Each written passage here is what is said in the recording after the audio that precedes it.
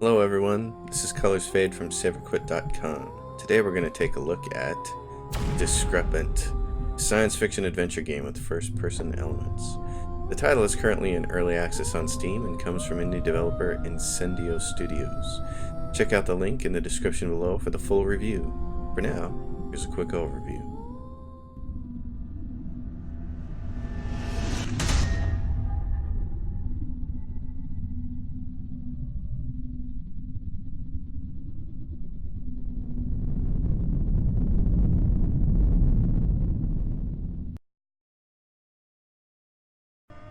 Discrepant is an ambitious game. It's trying to do a lot of different things. It's primarily an adventure game from a first-person point of view, and it has some first-person shooter elements to it. The game is currently in early access, which means it's not quite polished and there are some bugs. The developer is very active, however, and several patches were released while we previewed the game. The bigger issue for Discrepant might be its sheer ambition.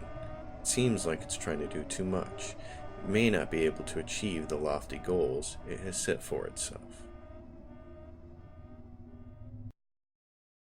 Attention, players. You have been revived from cryo-sleep prematurely due to an unresolved malfunction which requires immediate attention. Please proceed urgently to cryo control for further instructions.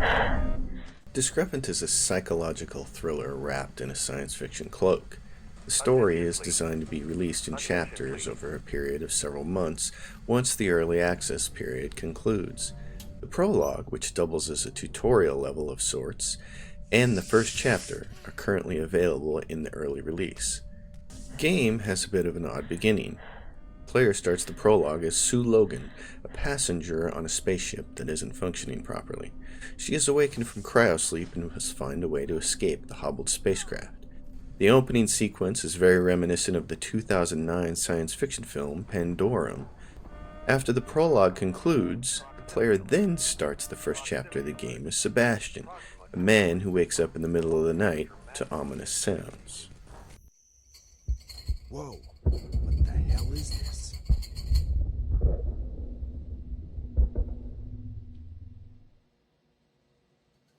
It must be an earthquake or something. Could be explosions. As adventure game stories go, Discrepant holds a lot of promise. The science fiction angle raises a lot of interesting questions on its own. The town of New Haven, for instance, where the game is set, appears to be located on one of the planets orbiting Proxima Centauri, a star that, in reality, exists 4.2 light-years from Earth. This alone could be a great hook for a science fiction adventure game, but Discrepant is intent on throwing a lot more at the audience. There are hostile sentinels patrolling the neighborhood, strange sightings recorded on computers, hints of paranormal activity, and people literally falling from the sky. Oh my God! What's going on? There's a lot to like with this story. Unfortunately, it feels like Discrepant is far too eager to give away its secrets early in the telling. Various notes, visual glitches, and quest items simply reveal too much to the player early in the narrative. Discrepant is a game that just doesn't know how to hold its water until the last possible moment. Gameplay in Discrepant is fairly straightforward. It operates like any other normal first-person game. Players can interact with certain objects, and other items can be picked up and added to the player's inventory, provided they find their backpack first. Unfortunately, some of the gameplay mechanics are not very smooth or just don't work very well. To a certain extent, Discrepant wants to play like a first-person shooter game, but the controls just aren't smooth enough to allow for it. Crouching and crawling can be quite troublesome, for instance, and the player often has to make several attempts at it before they're successful. Likewise, wielding a weapon is a very clumsy and slow experience, and one hopes they never have to use a weapon to defend themselves. On the flip side, climbing is one of the things Discrepant does very well. It's automatic and smooth, and is definitely one of the best climbing implementations I've ever seen. One of the more annoying aspects of the game, particularly for an adventure title, is how easily and frequently the game wants to kill the player. From the moment Sue Logan exits cryosleep, the The game tries to injure her with a wall of laser light that swings back and forth across the cryo deck.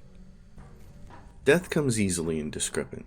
So easily, in fact, that after the game directed my character to break a window with a wrench so I could enter a room and advance the plot, a shard of glass killed me. It didn't wound poor Sue Logan, it outright killed her. This sort of meaningless, quick death is a problem in Discrepant, and the game suffers for it. I would be remiss if I didn't mention the bugs and other issues with the game. As previously mentioned, there are some clumsy mechanics in the game that can make it a bit difficult and aggravating to play, such as trying to crouch and crawl through a small space. Other issues are more problematic. The inventory, for instance, didn't always display all the items it was carrying, making it impossible to utilize certain effects when the player needed them the most. Another time, the user interface referred to the wrong key for unequipping an item, leading to several minutes of frustration. And while these bugs and issues may seem minor, there were also some pretty major issues with the game as well. For instance, the sentinels that patrol the neighborhood can get caught in the doorway to the house, preventing the player from escaping and leading to a quick death. Another time, the game completely locked up after a zone transition, preventing all further advancement through the game. Repeated attempts to get past the transition failed. The developer was made aware of these issues during our time with the game, and they were very responsive to our bug reports. They released several patches during the time that we playtested the game. It's difficult to recommend Discrepant in its current state. It plays more like an alpha build than an early release candidate. Potential buyers should be aware that if they purchase the early access to the game, they are effectively going to be paying to beta test it.